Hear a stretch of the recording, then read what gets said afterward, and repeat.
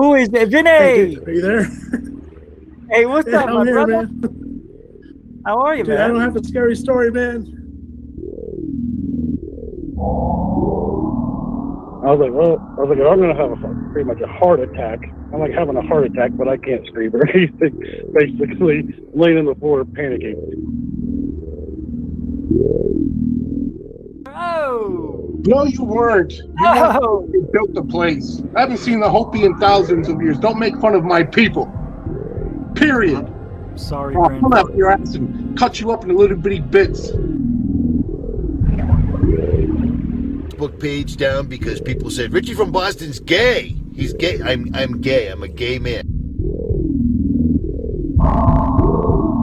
And I mean, yeah, I mean, you can prosecute me for that if you like. No, it's not why I'm doing that. I'm just saying there's a lot of... That is what you did.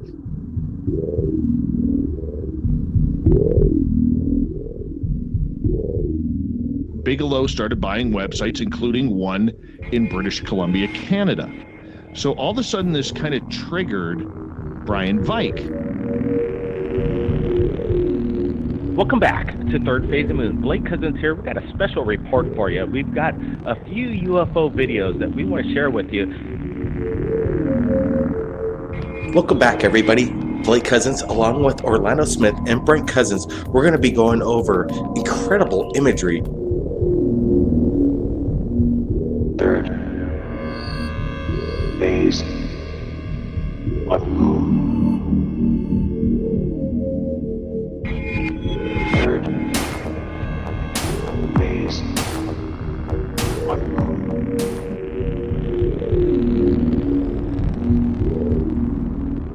10, 9, ignition sequence start. 6, 5, 4, 3, 2, 1, 0. All engine running. Liftoff. You were either in or you were either out, brother. But the cream will rise to the top for you.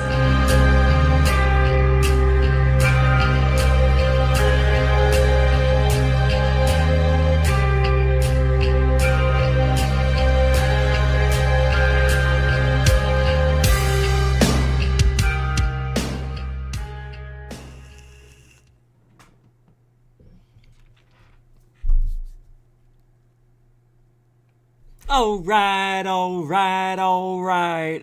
Welcome to GUFON, everybody. It is Wednesday, October 27, 2021.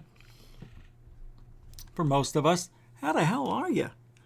Yes, it is Hump Day. We are now rounding out the second half of the week, and it is going to be fantastic. Because every day I wake up, it's fantastic. And you should feel the same way. Let me tell you something. Every day I get older.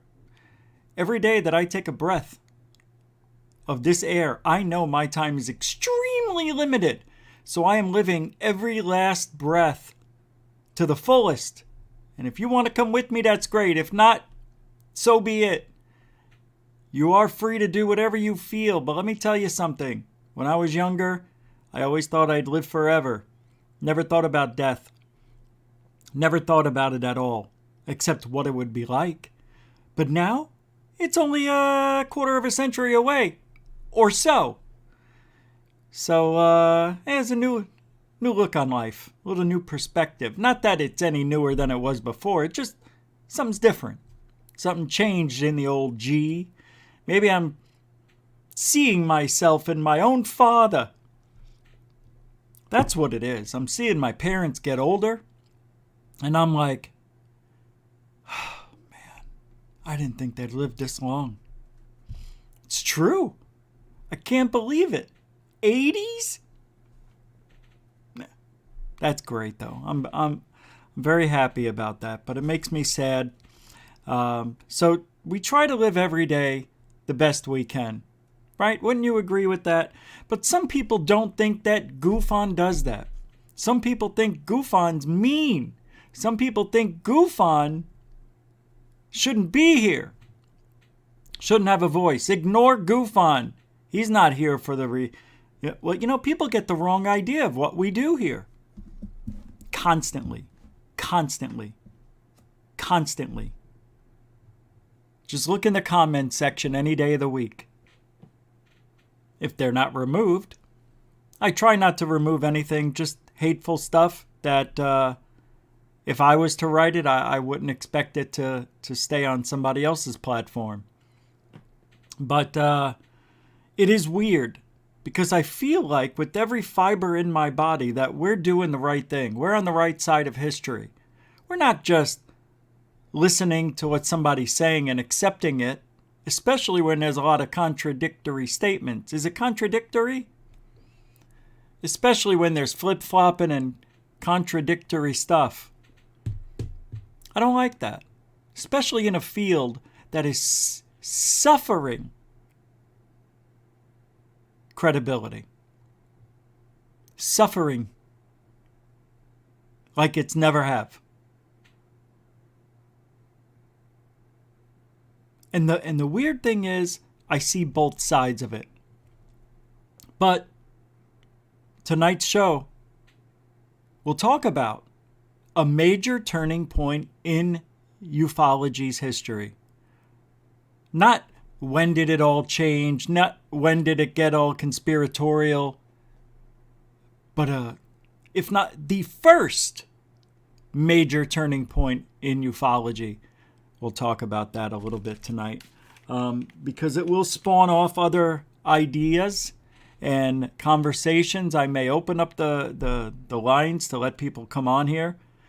In the StreamYard chat, if you want to join the show later on, I may or may not drop the link. I don't know. But it's interesting. And then I want to go to Mars, to the moon. We'll see what John Ward's been up to. We haven't been there in 6 months. And Chris, I saw him in the chat room last night from Mars Anomalies and Beyond, who I want to have on the show, and I keep forgetting to email him. So I guess I'll do that. Yeah, I mean, I keep forgetting, But I want to take a peek at what he's been up to and then maybe ask him to come on. Well, definitely. He's never been on the show. Be good. I like both those guys. John Ward's been on. God, he's got some good stuff too. Man, it is just unbelievable. And what Perseverance captured? Oh my God. I'm telling you, there were structures on Mars that looked man-made. Roll call, everybody! Red Panda, welcome to the show. Moonlick, welcome to the show. Aussie Tiger, Gufonian Rock Fam, welcome to the show. Shogun United, welcome to the show. Area 503 Manic, welcome to the show. Shadi Panoran, welcome to the show. Denbup, welcome to the show. Giraffe, welcome to the show. What sound does a giraffe make? We'll have to check that out. Mikey Gematria, welcome to the show. You never hear anybody do the sound of a giraffe. Elephants, yeah. Gorillas, sure. Birds, all sorts of animals, little creatures. But you never hear, right? Well, maybe we'll figure out what a giraffe sounds like. A hippo. I know what a hippo sounds like. That would hurt my throat. JLR, welcome to the show. Coral Ann, welcome to the show. First Floor Radio Lee, welcome to the show. Off-World Adam, welcome to the show. Robert Morgan, welcome to the show. Dorothy Hawkins. The chat is going very fast today. Paul Fahey, welcome to the show. D. Tubbin, welcome to the show. Lee Guy, welcome to the show. 20 seconds. Big Bob Little M, welcome to the show. Lord Ludacris Plaid, welcome to the show. Shane Rodriguez, welcome to the show. Eddie Mendoza, welcome to the show. Hey, Giraffe, welcome to the show. Eddie Mendoza, welcome to the show. William Bridges, it jumped. Welcome to the show. And we're out of time. Andy Gambino, welcome. Derek Atkins, welcome. Billy Henderson, welcome. Welcome, everybody, to GUFON Wednesday, the hump day of the week. And William Shayon, welcome to the show. So, hope you're having a good week. Hope you're staying positive. I hope you're doing what I'm doing and living life to the fullest. I really do. I really mean that. there's a surprise coming. I think tomorrow. Tomorrow or Friday. Can't tell you what it is, but I think you'll like it. Let's just say this. Here's a hint. 5 months overdue. I'm very excited. Very, very excited. Probably, maybe we'll do it. Let's see. And I can. Yeah, tomorrow or Friday. No, it can't be tomorrow. Can't be. Friday. Yeah, Friday. Can't be tomorrow. You want to know why? Because it's supposed to be really rainy tomorrow. And there's supposed to be violent weather coming here to Florida. All day, on and off. And I want to be out in it and try to record it. So this sky is so much different than the sky in Arizona. I was driving down any street in Florida, any street. But I was driving down the street and I realized, I'm looking around, I go, this is unbelievable. Although I love the way it looks in Florida, you can't see more than a mile up the road. You know, I mean, they've got little hills and stuff. The roads turn a lot out here. In Arizona, everything's like a grid, more or less, you know. But you can see as far as the horizon goes in Arizona. So if I'm driving down a road and I see the Estrella Mountains from Scottsdale, I know I can see 35 miles easily. Florida, you see as far as the road takes you. That's it. And I don't like it. I don't like it. I have to use GPS everywhere I go. I don't know where... You don't get a good beat on the sun because it's cloudy. Most of the time here, you know. Passing clouds or rain. It's beautiful. I love it. It's total opposite of Arizona. But for sky watching, it blows. I need to go out to the coast to go sky watching. So I think I'm doing that this weekend. There's supposed to be some UFOs showing up. And I want to be there. Hey, a little voice told me. That's how I know. Right? Right? Oh, look at this name. Who's this? Oh, Tuluk's God. Cthulhu. Cthulhu. God. Rich, you the man. Love you and GUFON. The show rocks. The one and only real show. The truth is here. Absolutely. And I didn't even read that. I just saw your interesting name there, Cthulhu. God. Well, thank you for hanging out. You know, it's really weird. I don't ever remember seeing that name. Moonlicht. I'm going to answer a few questions here. Are there frogs in Arizona? Yes. Big ones, little ones, but not the same frogs that I've seen in Florida. In Florida, they got these, oh, they're so tiny. They're really small, like 1.5 inches, and they stick to everything. I woke up one day, get in my car, and there was a frog sitting on the side of it, just, you know, chilling out. And I tried to move it, and it was like gelatinous. I think they're really like, what are they? Damn it, I can't remember. They have those small frogs in Hawaii, too. Kokies, I think, is what they're called. The koki. Yeah. Well, thanks for the interesting questions. Appreciate that. What's this? They show up on the weekends? I don't know. All I know is that this Saturday, the UFOs are showing up. We'll see. It's on the Gulf of Mexico. Can't wait. Yeah. I was shocked how close it is. It's only 30 minutes from where I live, so I'm really excited about that. But I don't know. I gotta go, right? I may do a live show. I'll do the afternoon one, but when I get out there at 9, because they want to stay out from 9 to 3 a.m. Yeah, not me. I may do a live broadcast down there. Yeah, it'd be interesting. But hey, I really appreciate you guys hanging out tonight. I saw that Truth Seekers did a show tonight. It was pretty amazing. He already did it. And I won't be talking about it tonight because I didn't watch the whole thing. But tomorrow I want to talk about it. And it's pretty wild stuff. Let me see here. It has to do with Scusa, the hidden truth behind Simon Parks. So we'll go through that tomorrow. I got halfway through. The show was originally starting at 9 when we start, but it started earlier, so 2 hours earlier. So I got there just over halfway through. So I went back, started at the beginning, and got about halfway through, and had to get my own show here set up and ready. Had to do some things, but I can't wait for Friday. Friday's going to be a nice surprise for you guys. You're going to like it. Yeah, I think you really will. Had to do some things. I think you really will.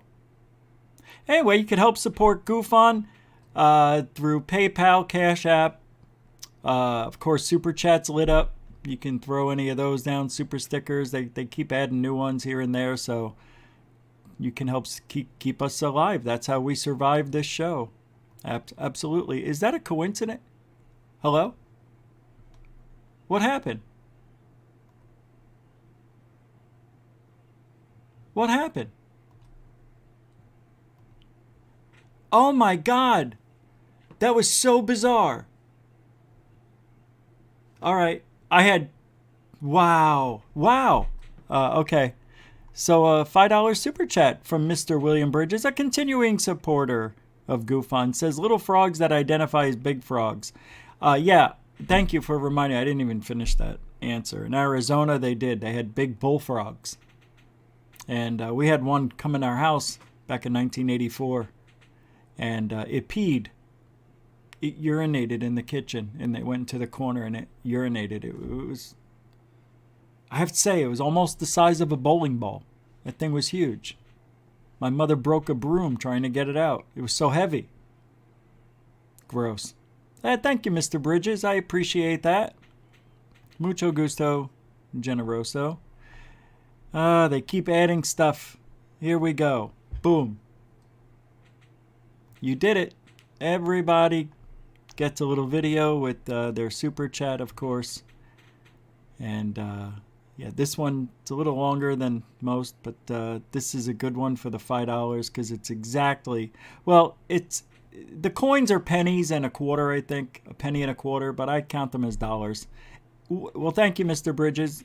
Welcome to the show with a 99 or a dollar, we'll just say, super sticker. Mucho gusto generoso. Welcome to the show. Oh, it's a unicorn. Yeah, and we will be talking about unicorns one day. That's funny. Yeah, life is a unicorn, by the way. Life is absolutely a unicorn. Well, thank you very much. I appreciate that. We'll take it. And that goes right into the kitty. Doesn't matter how big, how small, everything adds up. Thank you very much. Welcome to the show. Welcome to the show. Cool, man.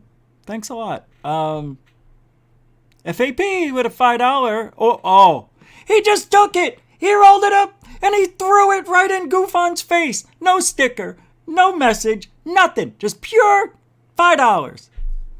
Unbelievable. Unbelievable. I can't believe that just happened. What are you doing? Unbelievable. Oh, that's what it's like. There it is. Thank you very much, FAP. Everybody, I appreciate it. A continuing supporter of GUFON, as is. Welcome to the show. And everybody, William Bridges, too. Thank you. Mucho gusto generoso. Grazie, grazie. Hey, I like to tell my people thank you. That's part of what the allure is here at GUFON. Look, I mean, you can go to a lot of other shows and, get the serious interviews. We do them too. We just do things a little bit differently here. That's all. That's all. It's just kind of like, just relax. All right? Just relax. Don't have to get stressed out. I'm serious about ufology more than anybody I know. I think you can agree that I'm putting the time and effort in. As much as I am frustrated with ufology, I do want to make things great. I don't know how I'm going to do it, but I'm trying. I'm trying. We're always changing things here. We're always learning. We're trying to be better people. Look, if I go after somebody, it's because they deserve it. You mean to tell me Anjali doesn't deserve the shellacking she's getting? Come on. Come on, I'm not the only one. If I was the only one, it'd be different. I'm definitely not the loudest one either when it comes to everybody. There's more people that don't like Lou Elizondo than ever. Why is that? It's not me. I didn't influence anybody. These are people I've never even seen before that don't give a crap what Lou says, what Corbell says, what Mullen says, what Hal Puthoff says, what Knapp says, what DeLong says, for all that. Nobody cares. Even though last night I did read something nice, from Tom DeLong. Look, you can't say the guy. Tom DeLong's a pretty smart guy. As childish and as annoying as he is. Yeah, he's annoying. That's what I don't like his voice. I don't like his look. He's not somebody I'd want to hang out with. He sounds like the type of kid that liked to break cars' windows, light stuff on fire. That's the kind of kid he was. He admitted, he talked about some of the things they did. Yeah, I wasn't into breaking the law, and neither were my friends. I just, vandalism and other people's property, I'm sure he probably did some other things. Yeah, so, that's the kind of person I stay away from. And when he sings, it sounds like a bunch of kids singing at the same time. I just can't handle it. But Angels and Airwaves, I don't mind it. Whatever he's doing there, it's working for me. So I give people credit when they deserve credit, and I discredit them when they talk shit. Say stupid stuff. Stuff that doesn't make sense.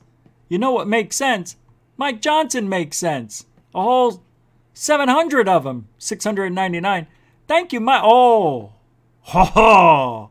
Not only a continuing supporter, but he took it, squeezed it as hard as he can, and made coal out of that and threw it. And I grabbed it. I grabbed it right out of the air with my choppers. I appreciate that. Mike Johnson, $7. Just giving it away. Thank you. That supports the show. Every single penny goes right back into the show. It always has. It always will. It never will not. There may be a day where I'm only doing this show one time a week. So enjoy it while you can. Hey, I'm just throwing out Easter eggs every now and then. It may be 3 days a week. It may be 4, maybe 1. But when it happens, you'll know that it's a good sign. Things are happening. When the big change comes, because it can come in a year, 2 years. All I'm saying is, whether YouTube does it, whatever that change is, don't worry about it. Everything will be fine. That's all I'm saying. God, I hope I'm right. It's almost over. All right, let's get into this topic tonight. Because I always look for things, like patterns. And you heard me read, if you were here last night, Lou Elizondo talks about how ATIP was a group of people that got together and looked for patterns and things, and it was like a jigsaw puzzle. You take the corner pieces and put them over there, and you take the pieces that look alike and they go in a little bin over there, and so on and so forth. Next thing you know, you have... See, I don't do puzzles like that. I never understood doing them that way. I just look for the pieces and I just pick and go. And I finish those puzzles quicker than anybody. The hell you got to separate them for? See, that's what I don't like about Lou. He's a separatist. He wants to separate everybody. What is that called? Segregation. You don't segregate to populate a puzzle. You pick and choose as they're right there in front of your eyes. You know what the edges look like because they have edges on them. So why do you need to put them over there? No. See, it's a whole personality flaw in Lou. Don't really like it. But there was a major turning point in ufology. I don't know what I'm talking about sometimes. Where'd it go? Holy mackerel. Did I lose it? Hold on a second. No. What did I do about it? What did I do with it, I meant? For the time being... Oh, yeah, here we go.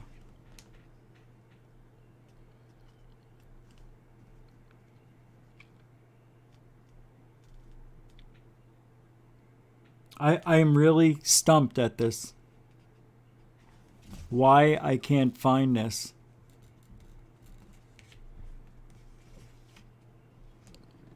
Okay, this is a major turning point in ufology. There were 3 major events in 1 year. Okay?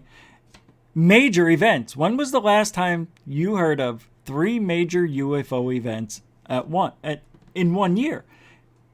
The Phoenix Lights, go back to 97, was the only one. Years go by. Nothing major until 2005, I believe. Then you had the UFO at O'Hare. But those are years apart. This 3 major UFO events were major turning points in ufology. For the time being, the public accepted the Army's explanation of the debris found at Roswell. Now you know where I'm at. But that did nothing to stop the succession reported UFO sightings. If anything, events in the following year proved to be a turning point in the history of UFO sightings, with 3 important and widely reported events that convinced many people that aliens were visiting the United States. All right. On January 7, 1948, Kentucky Air National Guard pilot Captain Thomas P. Mantell died when his P-51 crashed while pursuing a UFO.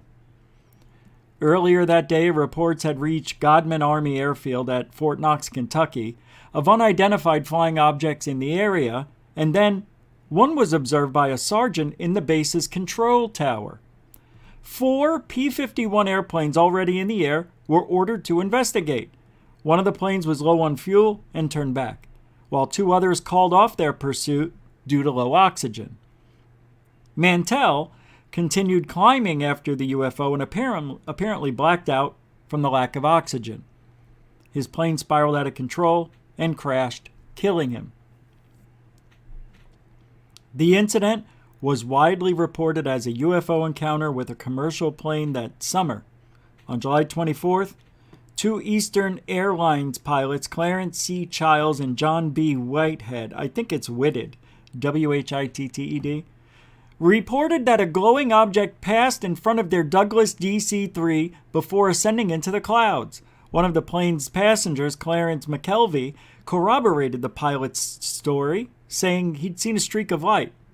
After the fact, several astronomers concluded that the pilots likely saw a meteor, though the staff of Project Sign, which was established by the Air Force that year to investigate UFO sightings, concluded that the object was likely extraterrestrial. Tony McClear with a £10 super chat. Help for my GUFON favorite show. Oh, for GUFON, my favorite show? Really? I gotta tell you. Man, that's amazing. I appreciate that. Thank you, Tony. You're a continuing supporter of GUFON. Absolutely. Appreciate that.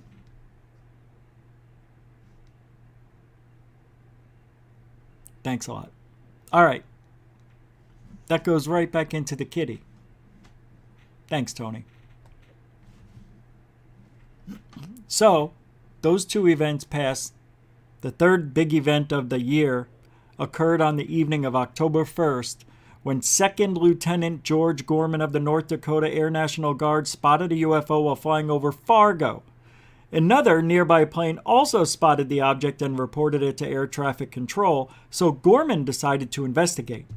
The object moved faster than Gorman's P-51, which traveled at over 350 miles per hour, and was capable of moving in ways Gorman judged impossible for traditional aircraft. According to him, it was about 6 to 8 inches in diameter, clear white, and completely without fuzz at the edges, whatever that means. It was blinking on and off. As I approached, however, the light suddenly became steady and pulled into a sharp left bank. I thought it was making a pass at the tower. Gorman and the object almost collided several times in the air before the object shot into an ascent so steep that Gorman's plane stalled when he tried to follow. He told a newspaper, if anyone else had reported such a thing, I would have thought they were crazy. Pilots, all in the same year. One died. One could have. And another one, well, survived. Pretty amazing stuff. What was that last one trying to do? There was a sighting on Third Phase UFO Report, I think it was about a week ago. And there was a picture, a video of this object. And, you know, everybody, it was going down very quickly. And people are saying, it's a balloon, you know, reflecting the sun, or it's definitely a drone. And for me, I don't know. When I look at it, I don't see drone. It was kind of whitish. I don't know if you guys remember it. I could pull it up real quick because it was pretty amazing. You know? I'm going to pull it up because I want to give you an idea. And I'd like to hear what you think as well. I think it's right here. Let me make sure. It's not this one. All right. Bear with me, friends. It's not that far out of here. I'll find it. It's not that far into the video, so yeah, I don't think that's it either. Although this is a good one. Yeah, it's not this one. Wow, there's some good stuff going on. Yeah, the things that are sent to them or the things that, you know, they find are, here it is. It's amazing. You know, they have a huge following, and a lot of people send them stuff, but this is pretty cool. Hey, FAP, what?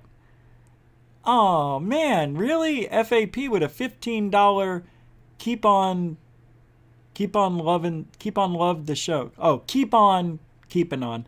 Yeah, got it. Love the show, Rich. Thank you, like, very much. I don't know what I was going to say. I don't know, but thank you very much. That's 15 bones, man.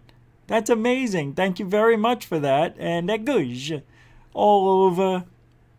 A continuing supporter for a long time, FAP. Thank you very much. I appreciate that. It all goes back in to the GUFON traveling fund, whatever fund, keep the show alive fund, whatever you want to call it fund, to be honest. It's the only way we can survive 6-7 days a week. People say, GUFON, you're the hardest working YouTube channel in ufology.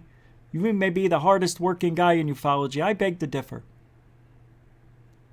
No, I am. But I wish I was like, I had a Lou connection. Not him. I mean, I wish I had his connections. Like, yeah, I wish I was that guy who got friendly with people in Congress, but he had people help him. You know, he's an old Army yes man guy, so. But that's what I really wish would happen, that we can get in close, talk to people that way. Because I tried reaching out to the Congress. They didn't get back to me. Anyway, FAP, thank you very much. I appreciate it. Mucho gusto, generoso. It's a Just For You fund, Rich? Wait, did something else happen? Hold on. I got the video right here, so I'm going to play. This is the video I was talking about that reminds me of the UFO sighting this guy just talked about from 1948, I believe. It's a flashing object, and it reminded me of this. Check it out. No, hold on. Here, I'm digging this. What's crazy is you could hear the people on the ground. They're in awe of what's going on. And somebody had the right mind to look up in the sky and capture this incredibly fast, glowing object moving in incredible dynamics and the popping of flashes. This is crazy stuff. This is what I live for. Brent, what's your thoughts on this? Yeah, this is nuts, Blake. I like what we see here. People might say this is a meteorite, but then again, right in the beginning, we see this thing is just stalled in the sky and then starts to descend with really a huge amount of speed. And then the sparking of it is weird. So we're ruling out meteorites. It looks like what a we're seeing drone. Here is a phenomenon, and the speed Yeah, the you way know it just what? drops, I don't know why. it accelerates, and that fascinates me. What's going on here?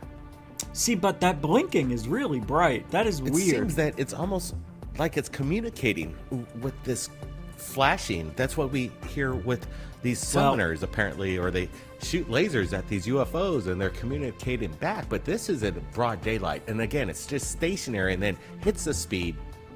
Is this some kind of new drone? Again, we're not seeing any kind of conventional rotor blades or wings on this thing. Oh, wait a This thing second. just seems like an orb. Well, I think I just saw something I don't like. There was flashes, like right up here, that this is out of focus. This is a drone, I bet. Now that I'm seeing it in different eyes Drone, today. again, we're not seeing any kind of I think it's a conventional drone. rotor I blades can do or a wings test on and this figure thing. it out. This thing just seems like UFOs, Right? and they're Watch communicating above it. back, but Watch this right is in above it. broad daylight, and again, it's just stationary and then hits the speed. You'll know it. Is this some kind of new drone? Again, we're not seeing any kind of conventional rotor blades or Right wings there. on this thing. Oh, yeah, there's a little dot right there. I think it's right there. I think the way I can go frame to frame, somebody told me. Broad daylight, and again, it's just stationary and then hits the speed. Is this some kind of new drone? Again, we're not seeing any kind of conventional rotor blades or wings. Right there. Control T, is it? Oh, no! What did I do? Oh, I added a tab. Okay. Hold on. Let me find out how to do that frame by... it doesn't matter. It doesn't matter. It's there. It doesn't matter. I'm not going to waste time on that. Madam Two Swords with $2.50 super sticker. I know it's pounds, but we'll just say, you know, bones. It is a rock on, man. It's a... like an Ozzy Osbourne rock on, dude. Cool. Thank you, Madam Two Swords. Mucho gusto generoso. I know you've contributed before, so thank you very much for being a continuing supporter. And this one, é good. I'll take it. Yeah, hurry up. Come on. One more. Now, come on. There we go. 40, 55. Thank you. Appreciate that. I got to do something different all the time. Oh, hold space bar. Thank you, Madam Two Swords. Mucho gusto. Generoso. Hold space bar to go frame by frame. On this thing. No, that just pauses it. Oh, hold it. This thing just seems like an orb. Oh, man. No, that's too fast still. It's cool, though. I see what it does. Watch, watch. Watch, watch. Come on with this thing. Orb. And it's pulsating heavy amounts of energy of light here. This That's cool. Try period and a comma. Let's try period and a comma. I think that might be it. Oh, here? This is, again, incredible. And the person who captured this actually did a pretty good No, job. doesn't work. Don't worry about it. It's okay. We're gonna break my computer. I don't want to do that right now. I don't know. Somebody told me. I got it right here. It is...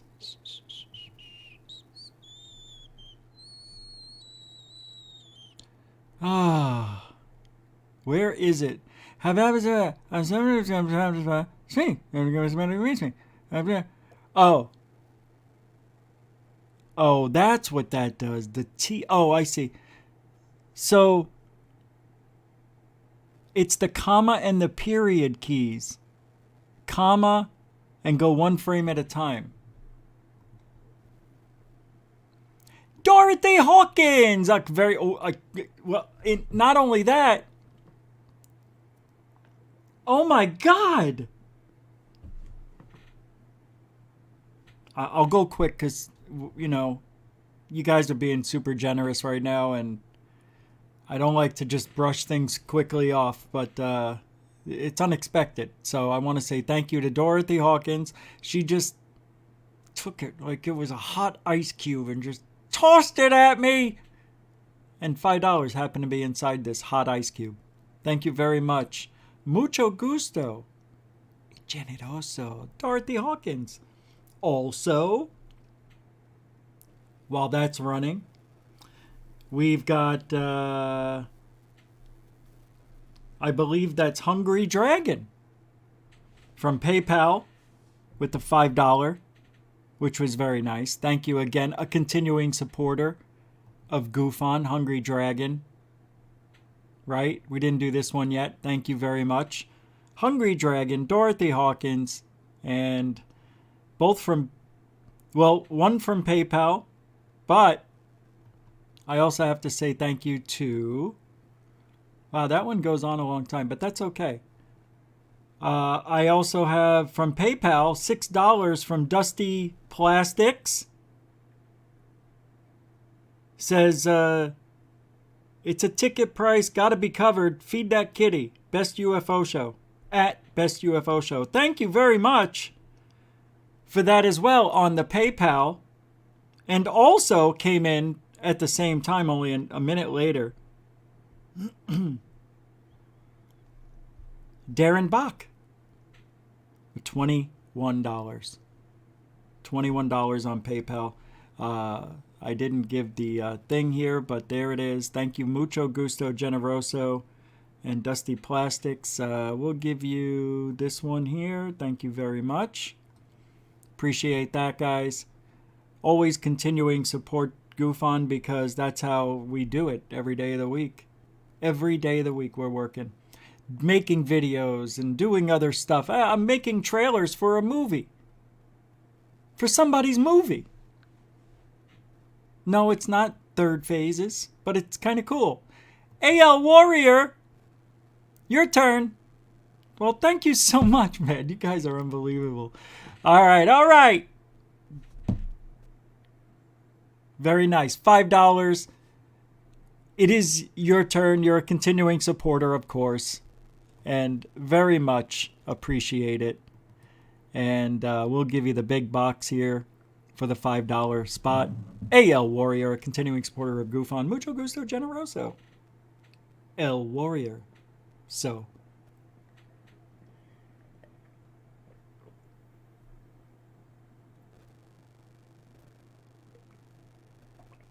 You know, I just got another $20 for GUFON. Guys, thank you from PayPal again. Thanks, John Morgan with 20 bones. Thank you very much, John. Mr. Morgan. You guys are unbelievable. And you know, it keeps me motivated, of course, but I like the fact that it just, I can't explain it. I really can't. I try to explain it to other people. It's not easy. But it motivates to get up out of bed every day. This is for AL Warrior. It motivates to not be removed, to do the right thing, even though I don't want to. I don't want to be a thing of the past here on YouTube. You know what I mean? I enjoy what we do, and I wish more people would understand that and realize that we're not doing this because we want to hone in on our stand-up comedy skills. That's not what it's about. Plus, I haven't done stand-up comedy in 2 years. It's not what it's about. Thank you, AL Warrior. I was just clicking there, and then Area 503 does that at good. She gives a $5 super sticker, which is, what is it? It didn't pop up yet on my thing. On my thing. Hey. Where is it?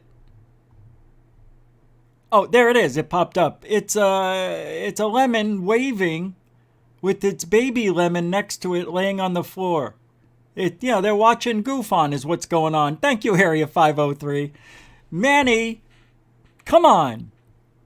Mucho gusto, generoso. A continuing supporter of GUFON, of course, and a very good friend. I think so. You guys are the best. I can't believe this is happening at this time of the show. I know, I get people who get mad.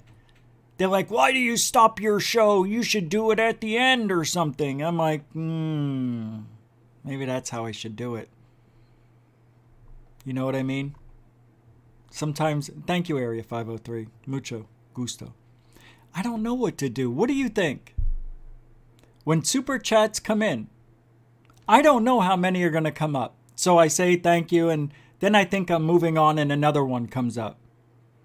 But if I went back to talking about the topic at hand, so much time would go by, I wouldn't see those super stickers or anything. They would have scrolled on by. And I would forget. So then I'd have to go back, I'd have to look it up, and then say thank you. And I think it's the same amount of time. But I understand it both ways. I understand the frustration. I do. I get it. You just want the show to keep going without being interrupted. I cannot, in good conscience, do that. I've got to say thank you. So just bear with it. It's not that long. FAP with a $5. What? What do you mean? Anybody seen Richie? Of course, everybody's seen Richie. Are you talking about... No.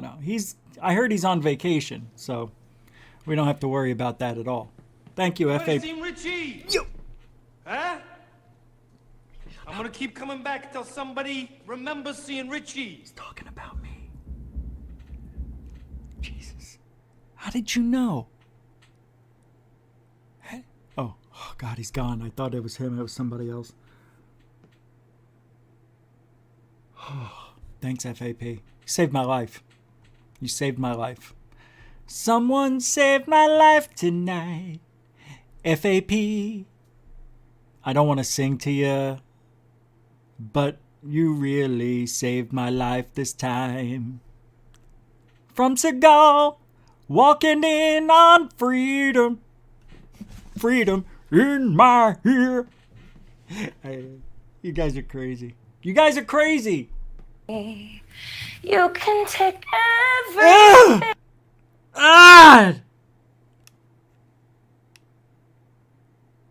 There was a sighting. We had a sighting.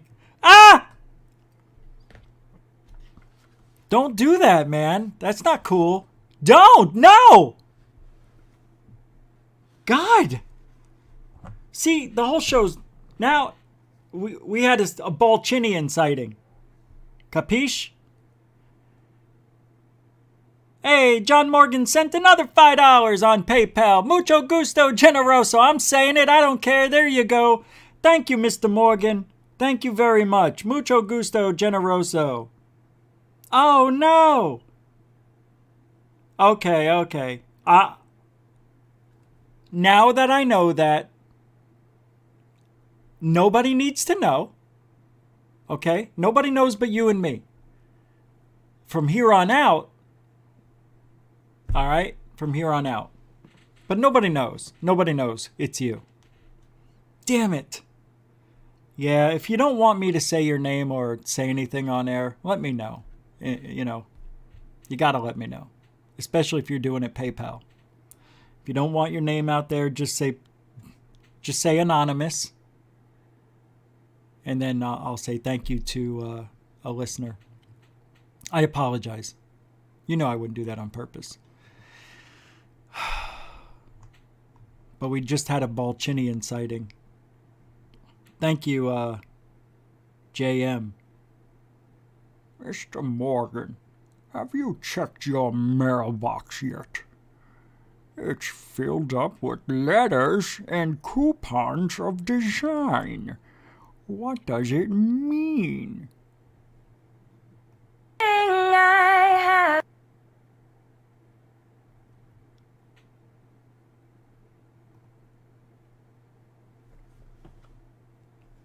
So that, my friends, 1948, I believe, is a turning point in ufology. Back to the topic at hand. That to me is absolutely amazing. But here's the deal.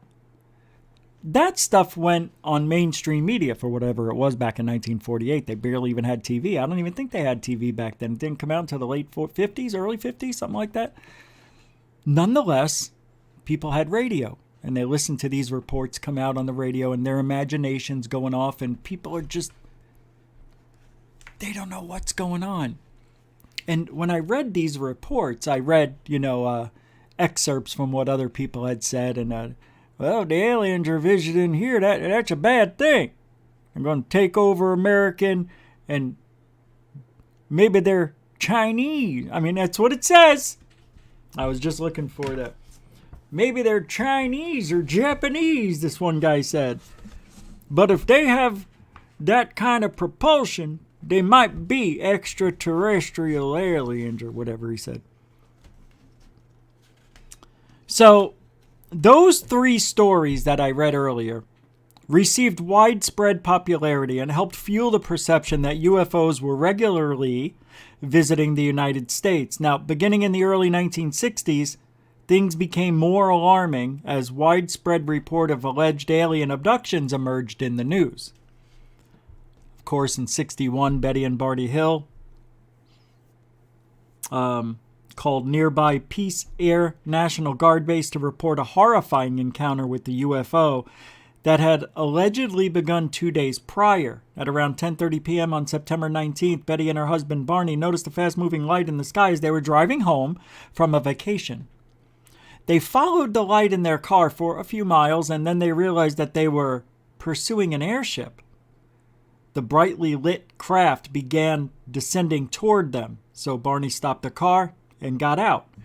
When a hatch on the ship opened and humanoids began descending towards the Hills' car, Barney got back into the vehicle and tried to drive away. At this point, the Hills experienced a feeling of diminished consciousness. When it subsided, they found that they had arrived 35 miles with virtually no memory of the drive. Arriving home later that evening, the Hills were plagued by odd sensations and inexplicable phenomena. Both their watches had stopped, for instance. When the Air Force dismissed their story, the Hills turned to the National Investigations Committee on Aerial Phenomena, NICAP,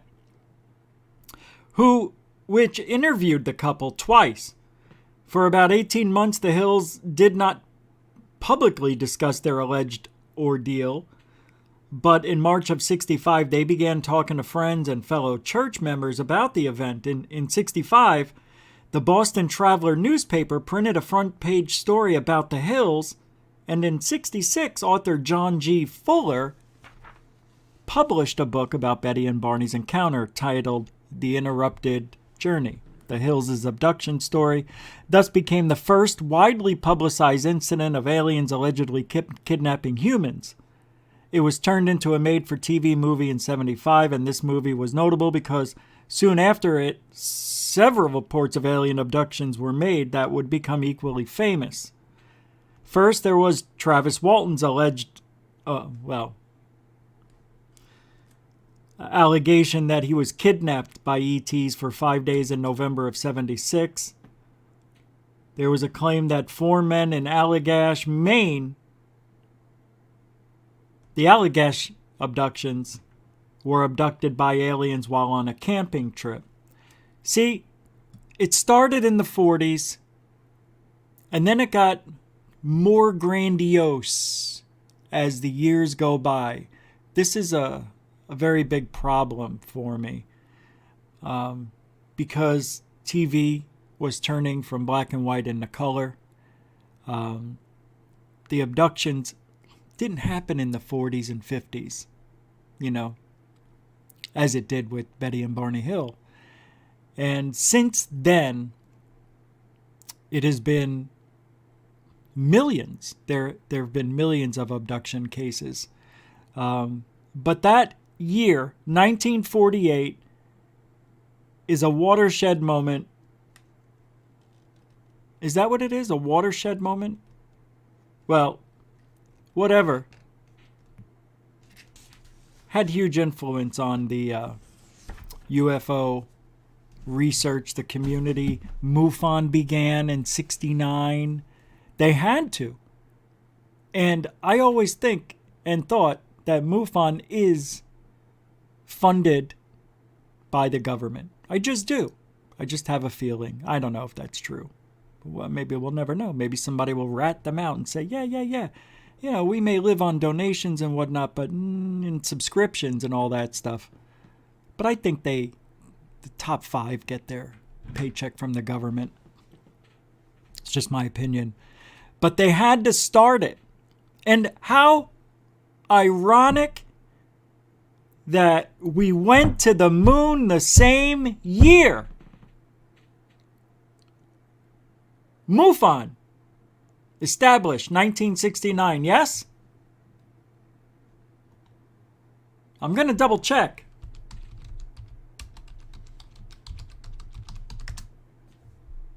May 31st, 1969, Quincy, Illinois. When did we go to the moon first? That's right. I think it was June of 69.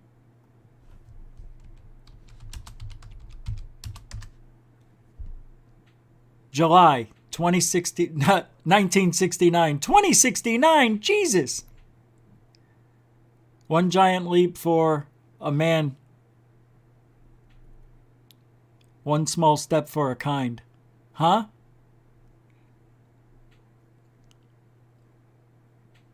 Do you know what that actually says? One giant leap for mankind? You know it, right? Yeah. Well, what's this? Okay. Check it out. At the foot of the ladder, Hold on. the lamb footbeds are only depressed in the surface about 1 or 2 inches. Although the surface appears to be very, very fine-grained as you get close to it. It's almost like a powder. Ground mass is very fine. And then a long one.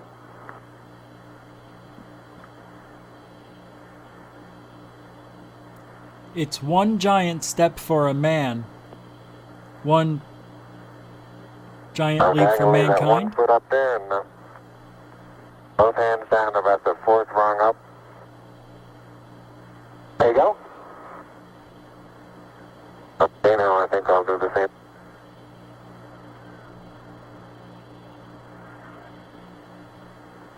For those who haven't read the plaque, we'll read the plaque that's on the front landing gear of this lamb. There's 2 hemispheres, one showing each of the 2 hemispheres of Earth. Underneath it says, "Here men from the planet Earth first set foot upon the moon, July 1969, AD. It came in peace." Wait, that was weird. Did you see what I saw? Hold on. AD. It came in peace. Hold on. Underneath it says, "Here men Wow. from the planet Earth." I gotta tell you, I just experienced pareidolia. I thought I saw something, and I could have sworn I saw a face in the helmet, like a reflection of somebody looking back, like they're not really on the moon. When that clip ended, when they're reading the plaque, I reversed, went back, and I couldn't see it anymore. It's like, that's pareidolia to the 10th degree right there. That just happened. Hey, Dorothy Hawkins, I saw what you said, because I was saying it's a coincidence. They started MUFON in 69 in May. 2 months later, we went to the moon in 69. Pre-planned. The long lead up to disclosure. Well, interesting. So my question would be to you and everybody else watching. All right, I'm 53 years old. I was born in 68, a year before. So for 52 years, we've gone to the moon. And MUFON, that started at the same time. Why hasn't there been disclosure yet? Is this the beginning of it? What we're seeing with mainstream media getting involved in the last couple of years, To the Stars Academy bringing all of the people who were in other things like OSAP, ATIP, who knows, Project Blue Book for all we know. All of these people who were in government-funded UFO programs, all of their all-stars. They picked one from each organization and put them into To the Stars Academy. Didn't work out really after 4 years. Lou left. And Mellon left. And I think somebody else may have left along. They're not out there to bring disclosure. Okay, so I say this. If we get rid of everything that's happened with Lou Elizondo, with Jeremy Corbell, with George Knapp, and anybody else who was affiliated with those group of people, where would ufology be today? Now, the good thing is, the New York Times posted an article that mentioned something about off-world vehicles and then retracted it. God, man, that's just like Roswell. So we're getting another Roswell disclosure, take it away, and make us think about it. How many times and how long do we have to keep doing this? I ask you. Why aren't we having disclosure now? Why are we having a repeat of what happened in 47? There shouldn't be. We should be progressing. But what happens is it's political. It gets turned political. And they want the funding. Why? You don't need the government to study this shit. Yeah, I know. If you want to study UAPs, right? Then you need the funding. That's why OSAP got $22 million for those 4 or 5 years. But you don't need to have funding to study it, do you? But you need funding to politicize handshake deals behind closed doors. You give me this and I'll give you that. You promote this and I'll show you that. And that's what we've got today. We've got nothing. We've got a big nothing burger, as the kids like to say. I don't think disclosure is going to happen. Even though I promote it behind me, I want it to happen. I think we're going to be the ones that's going to make disclosure happen. But then again, I'm kind of not feeling comfortable with saying that anymore, considering the people that are being looked upon for the answers. I wouldn't want to have dinner with these people. They're scary. They're lying. People praise this guy, Christopher Bledsoe. Dud. I'll even up it a little bit. Skinwalker Ranch. I haven't been there. I probably never will. I can't say I won't ever go around the outskirts of it, maybe someday. But I would like to investigate Skinwalker. If there's anything going on that's ET paranormal related, it's there. Pre-planned? Maybe, but what's taking so long? Each time they write, what did I just see? Each time they disclose, John Hint says, is to stop the disclosure because it's with our minds we visualize and create the you-know-what. I don't understand that. Each time they disclose something, right, is to stop the disclosure because it's with our minds we visualize and create the you-know-what. Aliens? Dorothy says there are connections, and then there are connections. No government required, just people, yeah. Because I know you've had a great experience, as have I. But I put it off as dream world. But your experience is one that we'll be talking about soon on this show, I hope someday, Dorothy, because your story's amazing. Many people have amazing stories out there. Some I believe, some I'm curious, some I like grandfather. Who gives a shit, right? He's putting clouds together and saying it's his face in the sky. Yeah, that doesn't work for me. Where are we? Now, let's move on because I don't want to, but we have to. We've got a lot to go over. It's very interesting. We're in a time right now where we could take this thing to the end, to the finish line. But I have a feeling, and I really think a lot of you feel this way, that what's going on with Lou Elizondo, mainstream media, Jeremy Corbell, and all the others, fill in the blank, it's all part of a disinformation campaign. Sadly. Now, we've had many conversations about UFOs like I've never thought we'd have. We've seen things on mainstream media I never thought we'd see. But they're not showing us anything on mainstream media that we haven't seen and called a hoax. Or CGI. They're not showing us anything. And if you believe the gimbal, the go fast, and the Tic Tac are real UFOs, I don't know what to tell you. No, I do. I know what to tell you. Then you bought into it. You bought into the lie. Because they're not UFOs. The government will never show us real UFOs. Why do you think we got FLIR video? Show them this. That looks really cool. Yeah, they would never know it was a real light reflection. Yeah, that looks like it's going upside down. Yeah, there's no detail. We can show this to the American public. They'll believe it because it's coming from the government. And that's what we got. So, believe your government? Why? Do you think they're going to tell you the truth now? You think they're going to tell you, you think this is it, right? You think Dorothy's on the right track. We, the people, are going to bring disclosure if there ever is going to be one, or aliens themselves will bring disclosure regardless of what the government says.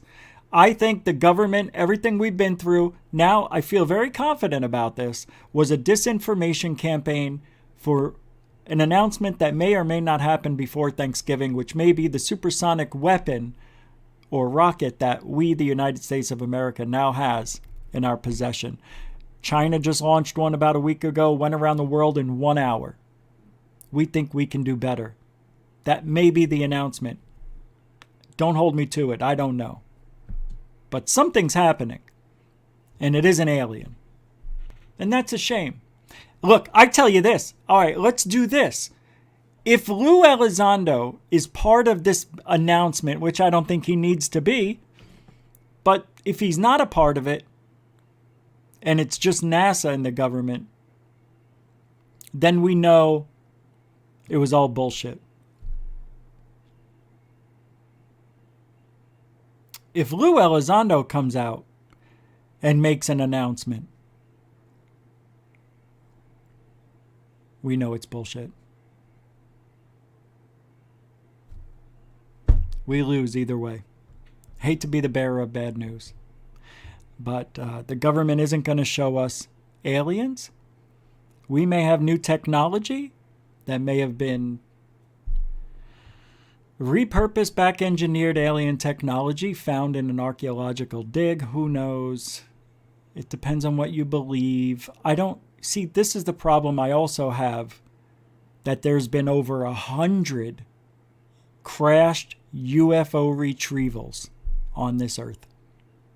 100. Even if it's 10, that's 9 too many for me. 100. You mean to tell me aliens just happen to get into our weak-ass gravity with our very mild atmosphere compared to what's out there, and they can't control their spaceship in the atmosphere? They just happen to lose control. It's because radar is blocking their navigational systems and they lose control. Our technology interrupts their technology? Come on, you can't have FM ruining laser technology, right? I mean, you know what I mean? AM and FM's on a totally different band. One doesn't control the other. I believe that alien technology is going to be totally different than human technology, so I don't buy that stupid idea that we have radar technology that can take out a UFO. I just don't buy it. Doesn't make sense. well, what if the UFOs are us from the past or future? Huh? No. No. Anyway, yeah, the boy who cried China. That's freaking awesome. I love this. I love this chat room. You guys are the best. Lose the ego and the arrogance, and I might warn to you. You can emoji all you want. It doesn't make you correct or factual. Right. Do some research and get back to us. We've been here a while, bud, studying. Yeah. I believe the aliens, if they're here, have been here for a while.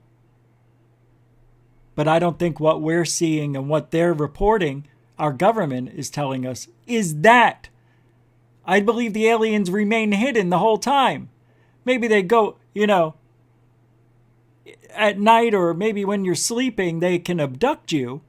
When the sun goes down, it's not easier to see. But if they can be invisible, right, then what does it matter if you're sleeping in the day or night? Well, they can't take you during the day because most of you guys are working and somebody may be at your house. Well, they see everything. So, yeah, a lot of these abductions happen at all various times, but mainly when people are sleeping. Sometimes when they're driving in their car. But I've done the research. I believe what I believe. Doesn't mean I'm right. Doesn't mean I'm right at all. As a matter of fact, I would bet that I'm wrong. I just try to imagine what makes the most sense. And when people are talking that are from the government, talking about UFOs, they're not telling you the truth. They never have. Never.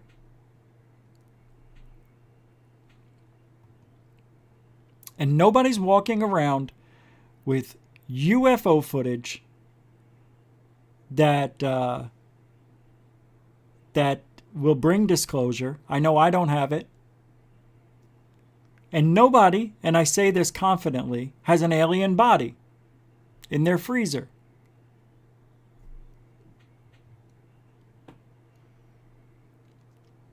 So, let's get on with the world today. The world never stops. Twitter's always 24/7, so let's see what's going on. Post-disclosure world. Ryan, UFO Jesus. What is the mystery man? The man that Lou wants to be his son. What does he say today? With the UFO issue, we want to think what we do matters most because humans have egos. Truthfully, though, we don't need just one thing. And just one thing isn't a panacea. We need educators, researchers, advocates, aggregators, analysts, and the list goes on.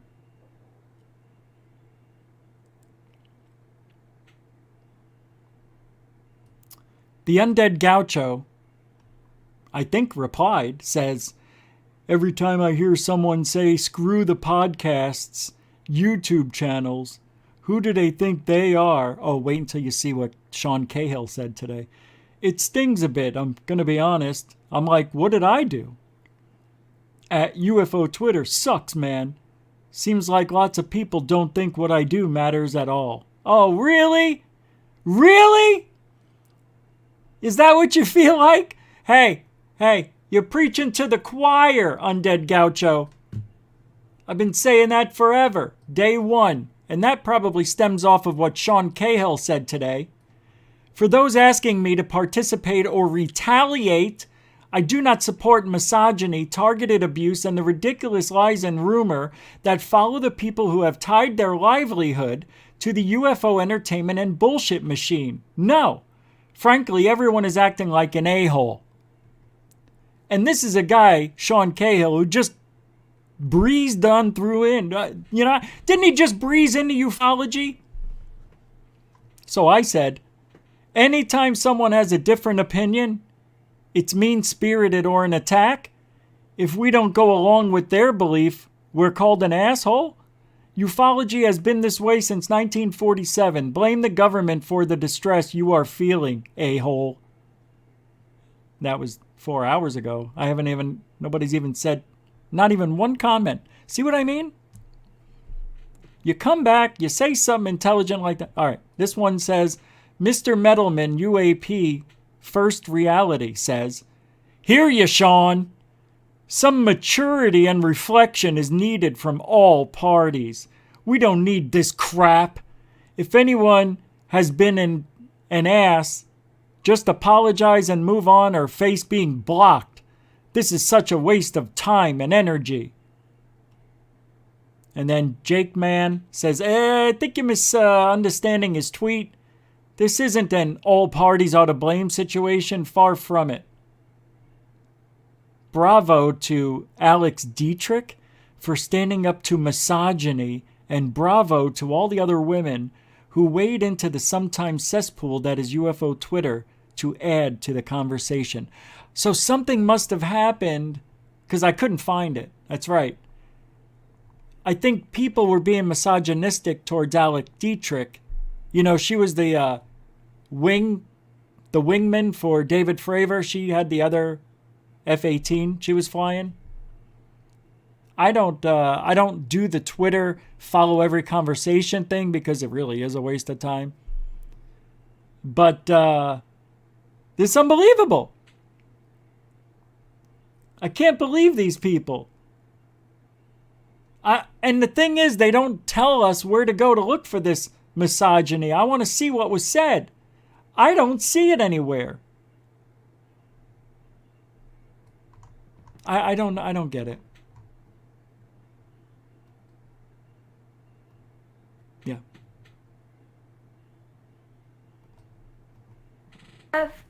You can break everything.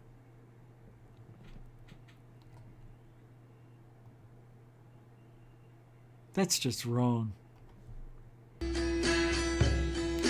Come on, everybody. Loosen up a little bit. It's just UFOs, my God. What are they? Everybody. Why are they? What do they mean? What are they? Why are they? What do they mean?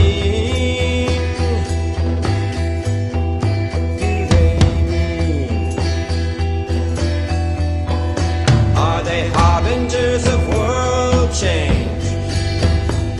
These secrets in the fields. Are they harbingers of world change? These secrets in the fields. Are they harbingers of world change? These secrets in the fields. The secrets in the fields. What are they? Why are they? What do they mean? What are they? Why are they? What do they mean? It wasn't loud. His voice is so low on that Threx box. Anybody seen Richie? I played it earlier. I played it with the song because, you know, I really don't play it more than once a show, but I thought it would be louder than that. But thank you for the $5 super chat for anybody seen Richie. And I hope you guys are a little more relaxed. And this is for you, Threx box. A big $5 box while I drink the rest of my coffee, which, by the way, tonight is creme brulee by Starbucks.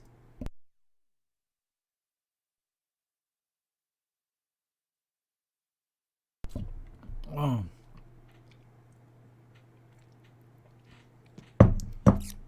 Let's get on to serious shit. I was talking about... Oh, there's a little surprise that popped up today. I don't know who sent this to me. I think it was B. Baker. Was it B. Baker who sent me this?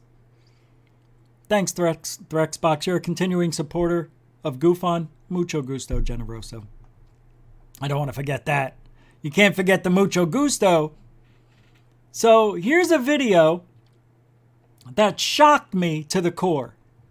I couldn't believe it when I saw it. But tell me if you recognize this voice. And this is a channel called, I think you know, Oh my God. Oh, that's right. Now it's coming back to me. I remember this. Not as fun anymore, but we haven't seen this person in over a year. Incredibly low, but the scenery and the thrills you'll experience are truly Moab. We're going to start with Onion Creek Trail.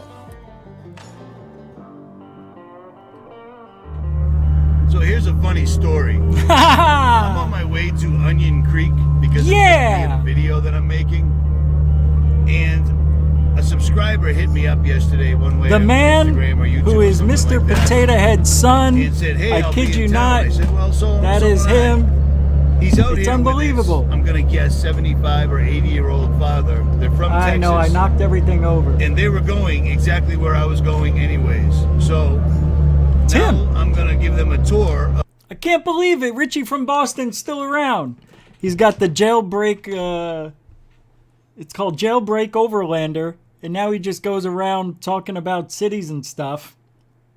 I don't know. I think he's traveling around fixing trucks and engines and stuff. I think that's what he does. And he visits all these different places. And edits together. Holy crap. Problem or issue. See, that's a look nobody should ever get that close to the camera. I thought that was funny that Richie from Boston is still alive. Yeah, I thought he died. No, he didn't. He's still around. But he lost his other channel. He's lost 3 channels from what I heard. All right, let's go to Mars. What's this? All right, we'll do this first. Who is this? These are incredible alien artifacts from mystery history. And this came out today? It came out today. I don't know where I got this from. But I want to see these things. Hold on, let me go fast forward a little bit. I'm not going to be able to play a lot because it's only a 15-minute video, but check this out. Pretty cool stuff. Their superhuman efforts in concealment. Huge multi-ton blocking stones in front of the entrances to their kings and treasures, and indeed in front of virtually every interior shaft and room within the Great Pyramid of Khufu.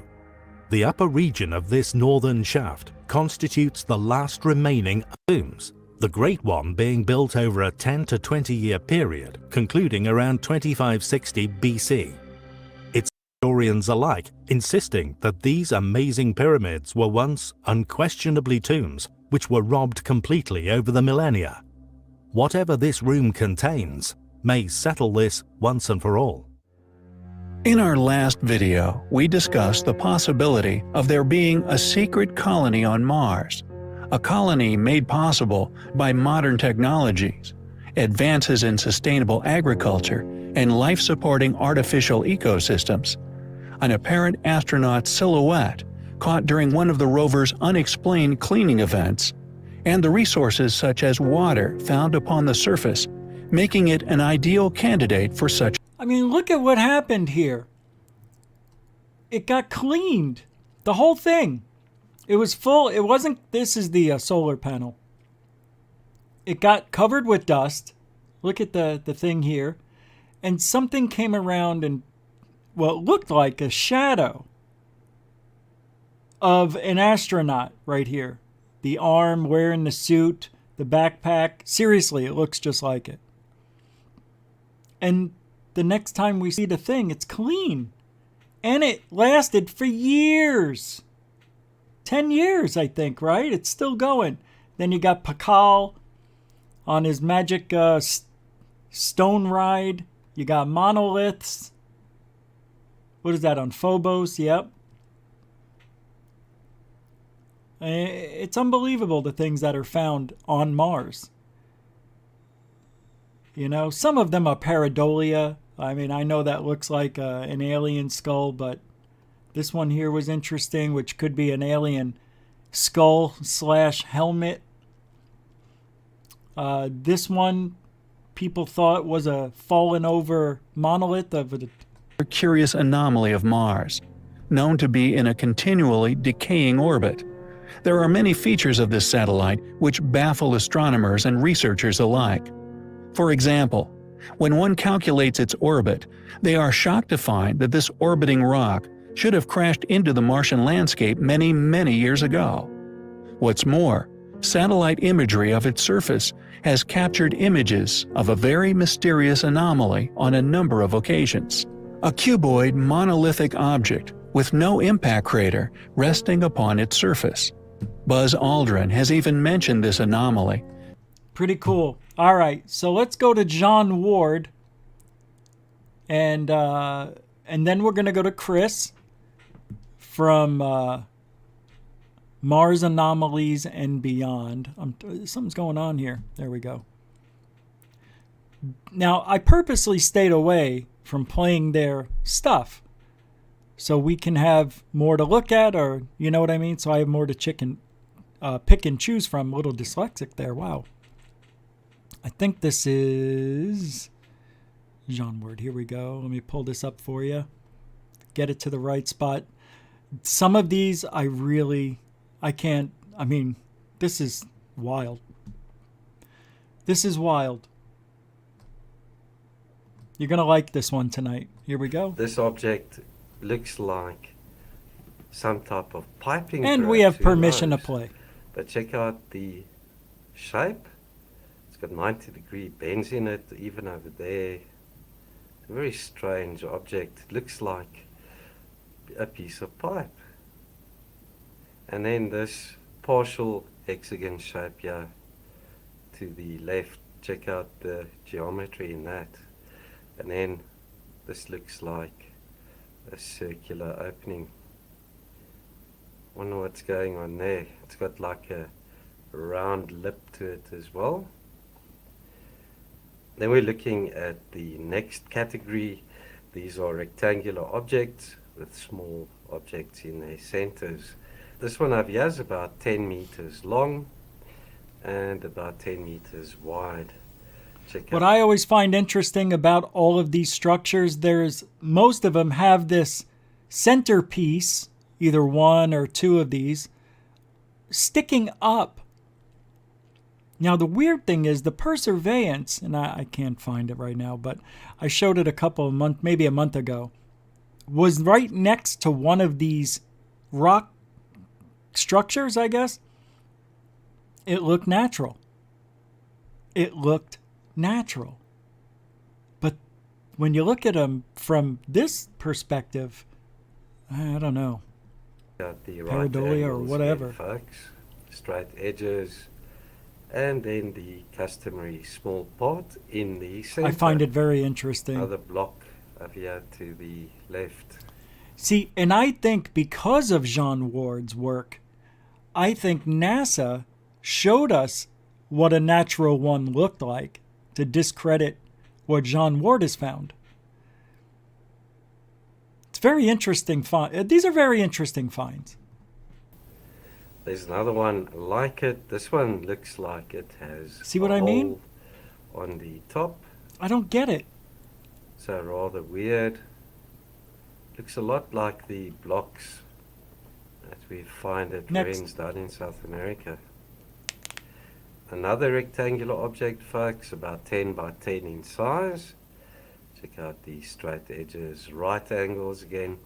Come on now. Look at that thing. Come on. That's crazy. Wait until you see what I'm going to show you later. Parallel to the one side. And then we're looking at another rectangular object there, guys, about 12 meters long and about 5 meters wide. And it also looks as if it has... See, I think this piece was on top of this piece, but it got, for whatever reason, broke off and fell over. And it did one of these, you know, it was like this, but it turned over like that. So if you were to do this, that's what we have here. There's a hole in it with something. That's what it looks like. Sticking I don't know. out of the hole over there. But what's interesting, you see this line? You also see something in the ground here. Like maybe it's from this side. This isn't the shadow, but there's a an indent in the ground there. And then a rectangular slot cut into that object. Pretty weird. Very symmetrical. And we're looking at huge megalithic blocks next. Oh this my one God. This is about 10 meters long. Check out the uniform Come on. thickness to it as well. And then the Damn, right that thing's angles and straight big. edges. Something seems to be buried over here to the left. Yeah, I don't know And about we've that. got what looks like an opening over there on the one side. This part here, I think it's like a cave almost, maybe. This is the lip and it's hanging over, creating a shadow. If the sun's over here to the left. Oh, here it is. It's this thing. This is creating this shadow. I figured it out for you, Jean Ward. This thing here. Sticking out sideways. That's kind of weird. Actually, it's not sideways. It's just angled weird. It's creating this. Right, another block. Look at this one here. This one's a bit shorter. Oh. Check this out also. Come on. Uniform What are these? widths to those sides Pot as holders? well. We're looking at possible slabs and we'll be looking at these long narrow pieces. Let's zoom in on that. That object there is about 8 meters long. Yeah. Check out the right angle to it. Looks like a huge block. It's in the partially ground, it covered looks in like. sand. And we're looking at these small blocks. This one over there is about 5 by 5 meters in size. And there's a few blocks. I like it. That's weird. Check that out, guys. That's weird. I know. Looks like a slab that's covered in sand and dust. Check out the right angle. Right angles, straight edges. It's got like an L-shaped piece on the side. Well, if you guys want to check these out, you can always go to Jean Ward. I will have the link in the description within 30 minutes of the show, after the show ends, like always. Here is...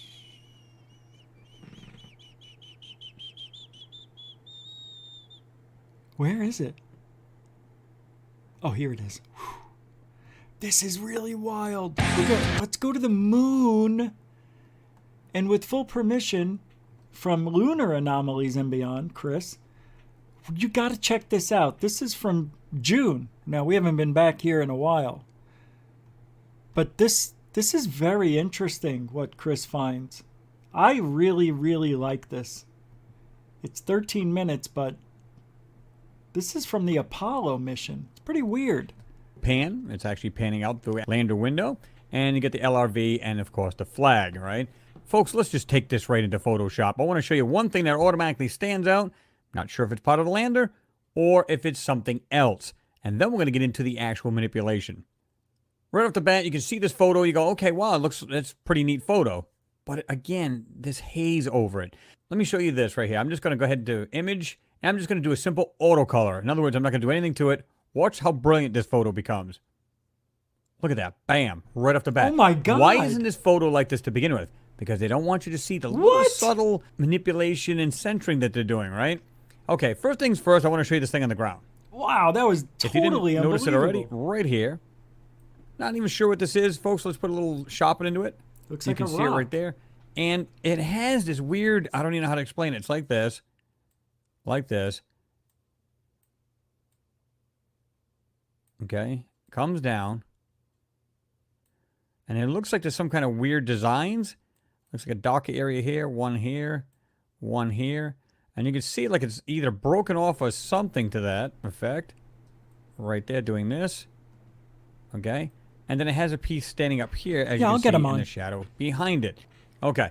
So let me show you the subtle areas of manipulation. And then we'll dive right into the anomalies. What I find really interesting is if you look at this. Right here. And I'm going to take this line back off. just so you see it. But it's literally going around the shadow area because I want to keep the LRV, or the Lunar Rover vehicle, right, in the picture. Okay? Now, let's just get right into it. Let me show you what I'm talking about. See it right there? And that goes all around the actual shadow. Oh, yeah. Okay, you can see it up here. Notice right here. Well, isn't that just Here, top artifacting? left, as well as here. See the line right here? No? Maybe not. Let's see what he says. Okay. Yes. Seriously? Now, if I do this, watch when I go back to the normal, the original, without the sharpening. It's a lot harder to see. Oh, yeah. Very, very subtle. The other thing I noticed was this here. I'm not sure what to even make of this right here. Okay. You say, well, maybe it's from the actual rover wheel. Okay, but why would it do this? I don't think it's part of the rover at all, or the wheel marks. And the front wheel does it as well. Well, let's go to the front one. This is where it starts to get a little bizarre. Go ahead and sharpen it again. And again, we have right here. I don't know. Where they went around this. What is he saying? That it's They're not trying real? to keep that in the photo. Okay, then the bottom of this wheel becomes complete trash. But this is what I find interesting. Let me just back up a little bit. And we have this here. It's not like the rover turned on a dime right here, all four wheels at the same time. Okay, so in other words, another anomalous looking feature that should not be in this photo. I don't Now, get it. Let's get into the footprint I was talking about. It looks normal to me. This is an actual footprint. Okay, right here. Maybe I'm wrong. And I want you to pay attention to the way it's designed. Okay? All right, so you have it going like this. And then you have an inner part. You can see where it's deeper because it has like an edge right there. And then, of course, it has the tread of the actual shoe. Okay. Right. Now, let's go up to the ones near the rover. All right, right off the bat, I'm not sure what this is because that's fatter, even though it's more of a distance away than the one over here. Well, There's it one looks here. like it looks like this footprint that he just showed is fatter because he stepped into the footprint. Like there's a footprint, then he stepped inside of it again. So that's why it's wider, I think. It's fatter, even though it's more of a distance away than the one over here. There's one here, and the one I just showed you right here. Yeah, because he didn't step in Okay. it twice. I want to just back out so I can show you that. That's what I think. Look how much wider that is, and of course this is probably small on your screen now, compared to this. And, again, I showed you the inner edge. Where is it here on this one? And we can see, again, that little piece right there, that more white popped out. What you're seeing is centering that's being put all over this thing. Because you can see it in between, unless it's actually lunar soil that's been over this for X amount of years, right? But I'm seeing these things, and look at the way they're perfectly spaced apart. All right. Well, you guys can watch the rest of that. The link will be in the description. I don't like to play the whole video because that's just wrong. But here's some perseverance. This is unbelievable. This is from John Ward. And these are photographs from Perseverance showing what may be megalithic blocks of the Citadel on Mars. Check it out. It's pretty wild, actually. I don't know. This is good stuff. On the side. And there's one similar to this that I'll show you in a moment. But check out the symmetry and geometry in this piece. I estimate it to be about a meter, just over a meter long. Then we're looking at photographs. This is a gigapan that Joe from Art Alien TV put together. We'll have a look at that towards the end of the video. Yeah, we'll be zooming in on that block over there and this one over here. So check this out, folks. This is from Sol 205, and there's a look at that. Look at that. Strange megalithic block. I know that can be done It naturally looks like too, but this was a structure that's been totally decimated and eroded maybe not over time. And these blocks are tightly packed together. And then we're looking at that strange piece. God. I estimate this to be about a meter and a half. Come on. Too long. That is unbelievable, right? But check this out up here. It looks like you peel it away and there's sand in there. That is, unless that's granite. That's interesting. You see how this here is about to break off? Was it placed there? I don't know. See, water could have been zipping by really fast, right? And could have carved its way through this, whatever type of rock it is.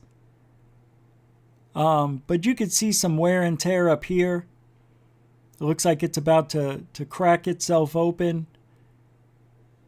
We don't know what kind of rock this is. But it looks like regular rock to me. I don't know. It doesn't look like granite.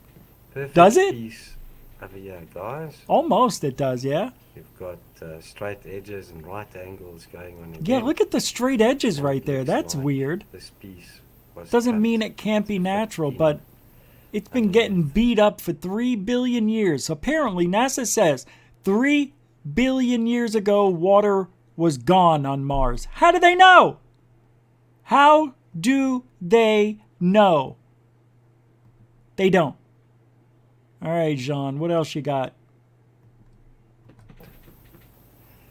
And it's got a bevel on the right Oh, wow, side. look at the shadow coming off of that thing. That's wild.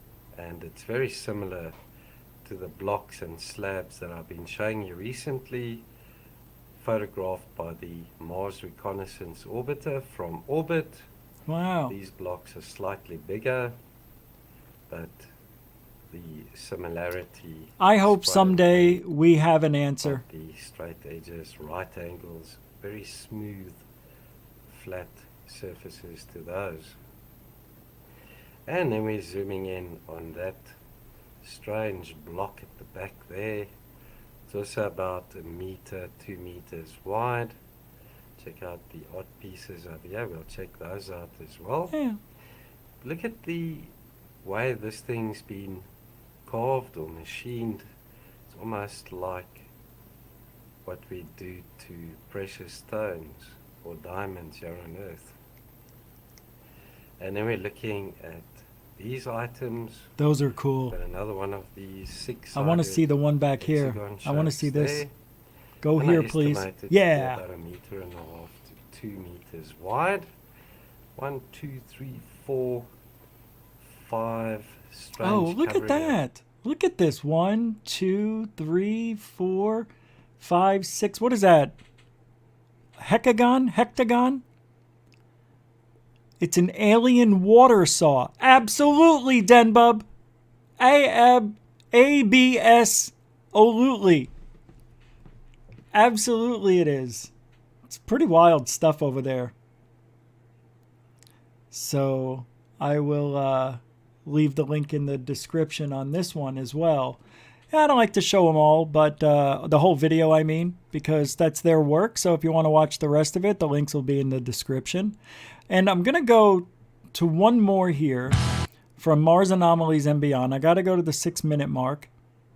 I don't know about this one. This one I'm just going to be an observer because I really don't know. In 3, 2, what's that? Oh, yeah. Hey, it's Elizondo. Oh, jeez. Hey, finally. Now I got it to go back as far as I want. Yeah, that's Lou. It's somebody did a thing on Lou. But it's funny, when I sit here, I have Corbell looking at my deltoids. Check this out. This is from Chris at Mars Anomalies and Beyond. Like the TR3B, and of course, I am purely speculating here, folks, but check that out. What is going on here? Here. This is also pretty neat when you look at the way this thing is designed or put together. And again, don't forget to look at these dots in a row or somehow close to each other where they look like they were intelligently designed. They do not look like something that's just randomly natural. You see that? Again, look at all the smaller pieces, folks. Look at this. This is cool. Looks like some kind of... It is true. When you look at this part, look at the equidistant dots. Here, here. These aren't as equidistant. A couple here, right here. It's very strange, but I don't know if that is an anomaly or what. Kind of horseshoe-shaped object. All these objects in between. No way is this natural. No. I'm going to show you another area that's even more mind-blowing. Whoa. Than this right here. That's the... I want to see those You're not going to views. see this on any other video. Check this out. This, to me, totally blew my mind. We have what looks like spheres. Right here in the top right. Right there. We have another one here. Okay? And have a look at the stuff that's just laying around. Now, I'm going to go ahead and rotate this a little bit better. Okay? Folks, check this out. We'll zoom in. Look at the objects all down in the bottom. The ones that are in a row at the top. Again, we get that sphere right in the middle of the screen right now. Right here. That's crazy as far as I'm concerned. Check that out. Right in the middle of what looks like somewhat like a crater. Not sure. Now, what I don't understand about the moon, and this is on Mars, by the way. This is Mars. Is it? No, it's not. Oh, this is the moon. Yeah, right. I was looking at down here, Mars Anomalies and Beyond. So this is from the moon. The craters are really weird on the moon. See this one down here? Let me see if I can bring that up. This one here, it's a circle, and then it's got a little cone in the middle. You see a lot of those on the moon. I just think it's a weird place. I don't understand how come objects don't come in at an angle on the moon. Why are all the craters looking like objects coming straight down? And a perfect circle. Psh, doo, psh. You know what I mean? Nothing coming in here and psh, things ejecting off to the side. Right? If it's coming down at an angle, boom, poof. And then the ejection would go out at an angle, but not on the moon. It's a very strange place. It is. It's weird. I don't like it. I love it. Oh, what's going on? What's this? Hold on. So, a lot of stuff going on. Hold on. I got more. Nah. Oh, hey. You ready to have a little bit of fun? Just a little bit. We have not been to the Cartnarks since January. Too long. So I'm going to play a Cartnark video. All right? Just a little one. In 3, 2, go. That's the handicap walkway. Sir. Cart return is right there. Oh, yeah. You with the hood magnet here? That's really unfortunate. Marketeers, they are in the, I guess the proper term is spots for people with disabilities. Hey, sir, you left your cart blocking the handicap aisle. Hey, you touched my car again, I'm gonna call cops and that'd be assault, so let me throw something on my car. Do you know what assault means? Yeah, let me throw something on my car. Well, how about you don't block the handicap access well? Well, we're talking about the first problem here. I'm just gonna gently poke that on there. Do you have like a magical hands-free cops calling machine? Now, are you gonna tell them that you're blocking the handicap aisle, sir? I'm not blocking handicap now. Sir, you just blocked the handicap access aisle with your cart. People with like chairs, they need those areas to get through. Now, why would you leave your cart right there? Do you hate handicapped people? And now you're littering with these fine magnets that we provide for you. Go ahead, throw it on it again. I'm recording. Go ahead. Go ahead and do what? Throw it on again while I'm recording. I won't have to. Go ahead. If you take your card You back. had so probably. Go ahead, do it now. Sir, let me ask you Do it first. now. Let me ask you one Go thing. ahead. Will you take your card Throw back? it on the card. Throw it on there then. Will you take your card Throw back? it on there Yes or now. no? Then I'll answer Throw it on you. there right now. So you're admitting. Throw it on there right now. Will you let me finish one Throw it sentence? on there right now. Will you let me Throw it on there finish right one now. sentence, Throw it on right sir? now. Yelling? You were so brave before. Do it now. I'm brave all the time, No, sir. Go ahead and That's throw it on my there. job duty. Go I'm the ahead. card narc. Go ahead. Throw it on my card in. Answer my question. Go ahead. Throw it Will on my you card. take your card Go back? ahead. Throw it on my card. So you're not going to take... Go ahead. Throw it on my card again. I'm saying Go two ahead. letters. Throw it on my card. Typical, when you're wrong, and you know you're wrong, but you don't want to admit it, that's what you do. You make a lot of noise, and you make it look like the other person is harassing you. That's what you do, right? That's what he's doing. I've seen it many a video, you know? And then they get crazy, some of these people, and they start clapping with each word. I'm not taking anything back unless you get out of my way. So immature. All you have to do is say, I mean, you can clearly see the cart is left in the handicapped walking area. This guy's 30 feet from the cart corral. All he has to do is wheel it over. He was okay to walk around the store, but he's going to give the excuse, oh, other people are here to pick it up. Other people here do that. And then this do-gooder comes over and says, leave him alone. Leave him alone. Is he harassing you? Throw it on my car again. Yelling. Out here. Because Throw it on my car I'm again. protecting people with disabilities. Let's say you're in a chair and you want to use this walkway. My wife has a disability. Now, why would she walk away when he says, I've got, this for people with a disability, and she goes, oh, Jesus. What kind of people are these? Dumbass. So why are you... So shut the fuck up. So you should know better. You should personally... Yeah, and she can walk around it. And someone Wait, but what if she can't? What if she can't? What if she's in a chair? Then go around. Protecting disabilities is not an important thing? This is my job, sir. So now, sir, my car again. Go ahead. I'm asking, who's harassing? The person who's asking someone to be nice. Oh, he's not leaving anybody alone when he leaves. Hey, look. No, not everybody is wrong. Not everybody here is wrong. Let me explain why.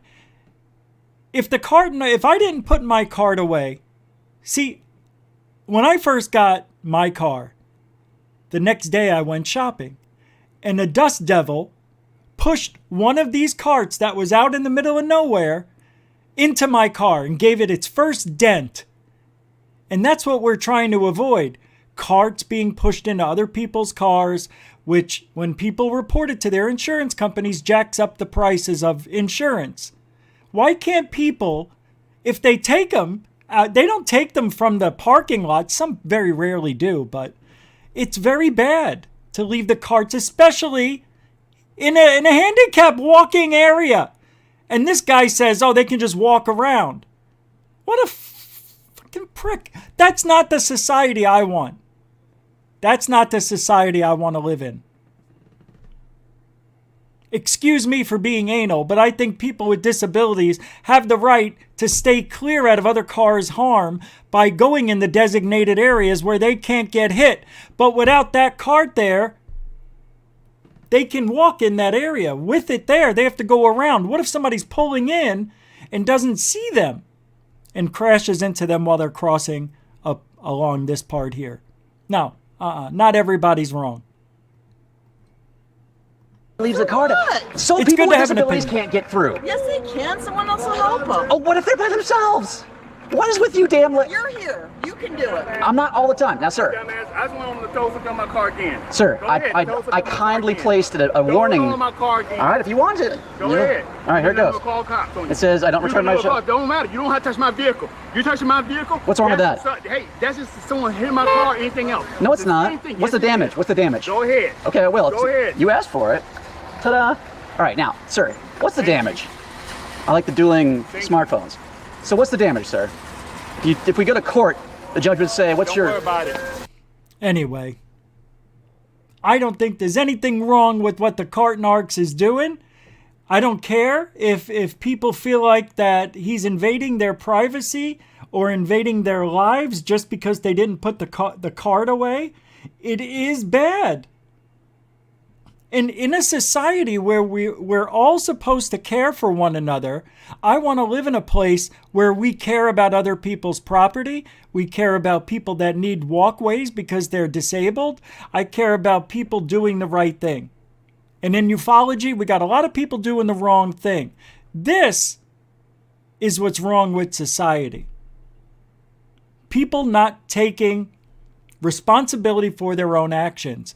Jeremy Corbell, right here, this crazy-eyed MO. Yeah, MO. You know what it means. I could say MFer, but I'm not. Anyway, Jeremy Corbell has done us wrong and won't admit it. He can't admit it. Lou Elizondo, I don't know. I really don't. But a lot of people do shit on this world that we just have to live with. And unfortunately, that's why we're here, to try to give you the right perspective, I think, on what doing the right thing is, even when nobody's watching. That's what we should be doing in ufology. But a lot of dirt is going on behind the scenes. We've got people stabbing each other in the back.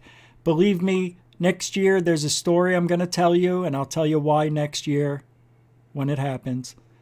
But it's an amazing story. One that just happened recently. And I was threatened. My name better never come out of the lips of your mouth. Oh, I can't wait to share that story because I don't like this person. Persons. And you're not going to be shocked at all. You're going to be, yeah, that sounds about right. I don't like it. I think ufology, I think people are irresponsible, irrational, and don't do the right thing. And Jeremy Corbell is number one on that list. Number one all time right now. Anyway, that's that. Hit it. Hit it. What's going on? Thank you for joining GUFON tonight. We'll be back tomorrow night. Moderators, you kicked ass like nobody's business tonight, I saw. And super chatters, off the chart. Unbelievable tonight what happened. I thank you all very much from the bottom of my heart. Let me see if there's any more. Oh yeah, Rhonda with the total of $10 on PayPal. Thank you, Rhonda Rodriguez, for everything. I know. Oh, I see. Oh, Shane. Oh my God, hold, stop the phone. Stop it. Wait a second. Shane Rodriguez, you sent me $50 last night? Hold on a second. Hold on. Because if you did, I didn't see it. Let me take a look. I did read it. I did. I remember this. Yeah, I said Rhonda Rodriguez. I didn't say Shane. I'm sorry. I know you're using that account. I forgot. So Shane last night sent that $50. Unbelievable. I can't believe I wouldn't have said it. I'm really sorry. But thank you so much, man. You know I wouldn't do that on purpose. Thank you very much, Shane Rodriguez, a continuing supporter of GUFON. My bad, I didn't say it. If I thought I did. I apologize. But again, tonight with another 10. So thank you very much for that. I did forget. Oh my God. Just email me. You don't have to send me money. All right. Thank you very much, man. Oh, you know what? Because you are unbelievable to GUFON, I can't forget. Thank you very much. Mucho gusto, generoso. Shane Rodriguez with like $75. Unbelievable total, 2 days. Thank you, man. Really. I'm sorry I forgot. I hate forgetting. And we got somebody else, Tony McLear. He just took it and rolled it over and said, take it at the end of the show. And thank you, Tony. You just give me that.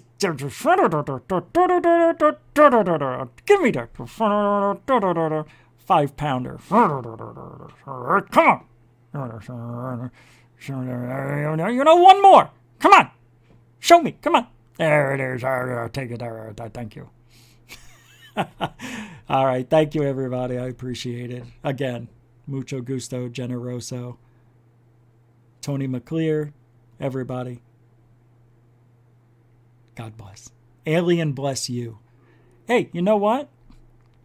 And I want to thank the newcomers. Come on, man. The newcomers and the veterans. Without you, you know, the show doesn't get bigger. So thank you for coming back and listening to the show. Don't forget, please subscribe. If you haven't, if you did and it's not showing up, check. Make sure you're getting all full notifications. And we'll be back tomorrow night, 9 Eastern, 6 Pacific. I'm Rich Giordano for GUFON, where truthology is ufology. Good night. I know. See you later. Poor Uncle Gusto.